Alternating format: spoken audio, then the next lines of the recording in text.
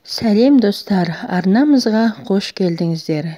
Бүгін біз сіздерге таңқурайдың пайдасы жөнінде айтатын боламыз.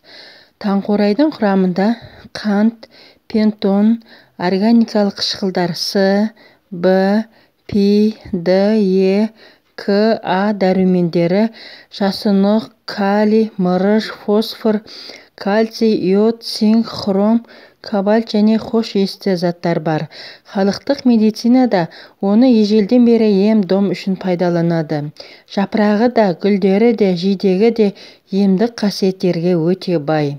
Құрамындағы химиялық заттар қатерлі ісік және жүрек қан тамырлары, асқазан, тұмау ауруларымен жақсы күреседі.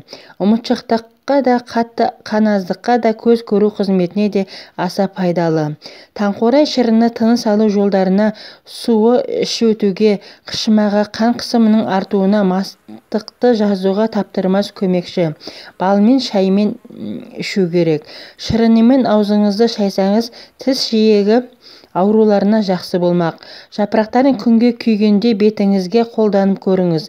Және жапырақтан жасалған компресс бетті ылғалдандырып қалпына келтіреді. Құрамындағы қанттың көптігіне қарамастан, диеталық тағамдардың қатарына қосуға болады. Бір стақан жидекте 64 калория бар екен.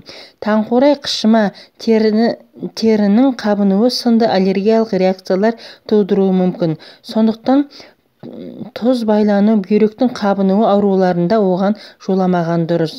Жұлынған таңқурайдың ғұмыры ұзақ емес. Бір күн, әрі кетсе 2 күн. 3-4 күнге дейін сақталса, бас киіміңізді шешіп, құрмет көрсетсеңіз болады. Оны басқа бір жерге алып бару да қиынның қиыны.